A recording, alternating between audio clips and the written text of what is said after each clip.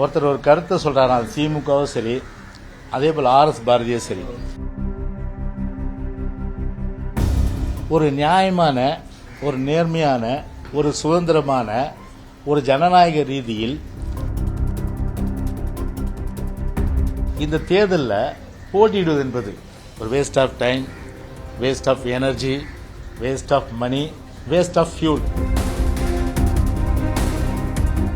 ஒருத்தர் ஒரு கருத்தை சொல்றாரு, அது திமுகவும் சரி, அதே போல் ஆர்எஸ் பாரதியும் சரி. ஒரு கருத்தை சொல்றாங்கன்னா முதல்ல அவர்களுக்கு முகாந்திரம் இருக்கா, அதாவது லோக்கல் ஸ்டாண்டி என்று சொல்லக்கூடிய அந்த முகாந்திரம் இருக்கான்னு சொல்லி பார்க்கணும்.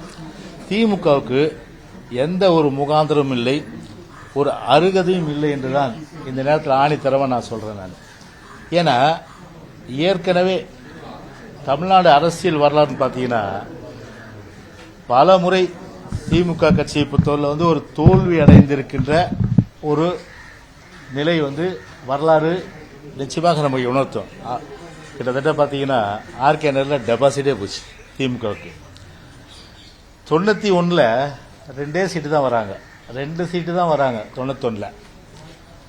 அதன் பிறகு ஆர்கே நகரில் 2015 இதே புரட்சி தலைவி அம்மா அவர்கள் அன்றைக்கு தேர்தல் இடைத்தேர்தல் நடக்குது. அன்னைக்கு நிற்கும்போது திமுக நின்னுதா? ஏன் நிக்கல? அன்னைக்கு திமுக நிக்கல. அன்னைக்கு அப்ப திமுகவுக்கு என்ன இருக்குது இருக்கு பேசுறதுக்கு? திமுக நிக்கல. ஏன் நிக்கல? ஆர்எஸ் பாரதி கேளுங்க நீங்க.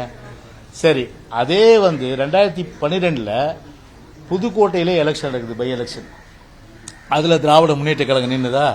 இந்த வீர சூரம் பத்தி பேசுறாங்களே இப்போ. அப்ப எங்க போச்சு வீரம் சூரம் எல்லாமே? அப்ப எங்க போச்சு? அப்ப நிக்கிறதுக்கு முடியல உங்களால.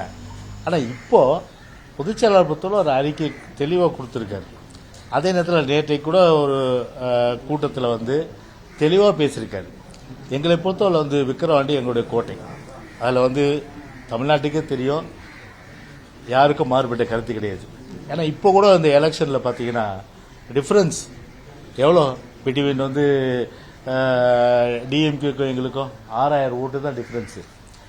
ஒரு நியாயமான, ஒரு நேர்மையான, ஒரு சுதந்திரமான, ஒரு ஜனநாயக ரீதியில் முழுமையான அளவிற்கு தேர்தல் கமிஷனை பொறுத்தவரை தேர்தலை நடத்துவதற்கு உத்தரவாதம் கொடுத்தால், அந்த உத்தரவாதம் கொடுக்க முடியாது. திமுக ஆளுங்கட்சியாக இருக்கிற ஒரு சூழ்நிலையில் முழுமையாக என்ன பண்ணுவாங்க? அரசாங்க நிர்வாகத்தை, அரசு இயந்திரத்தை முடுக்கி விட்டு முழுக்க முழுக்க பார்த்தீங்கன்னா மாநிலத்தில் எந்த வேலையும் நடக்காது. ஒட்டுமொத்தமாக ஸ்டாலின் அமைச்சரவையில் உள்ள அமைச்சர்கள் அத்தனை பேருமே அங்கே விக்கிரவாண்டியில் தான் முகாமிடுவாங்க, கேம்ப் போடுவாங்க.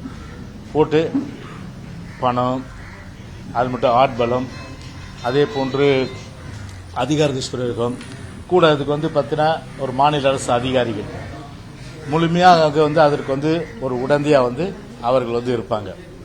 ஸோ இதெல்லாம் கண்கூட நடந்தது ஈரோடு இடைத்தேர்தலில். ஒரு ஜனநாயக ரீதியாக பார்த்தீங்கன்னா ஒரு தேர்தல் நியாயமா, சுதந்திரமா, அமைதியா, அதே நேரத்தில் ஒரு ஜனநாயக குரல் வலையை நெரிக்காம நடந்திருந்தா கண்டிப்பா என்ன பண்ணிருப்போம்? இதில் போட்டிருப்போம். ஸோ இப்போதை பொறுத்தவரை இந்த தேர்தலில் போட்டியிடுவது என்பது ஒரு waste of time, waste of energy, waste of money, waste of fuel, waste of fuel. செய்திகளை உடனுக்குடனும் துல்லியமாகவும் தெரிந்து கொள்ள சப்ஸ்கிரைப் பண்ணுங்க.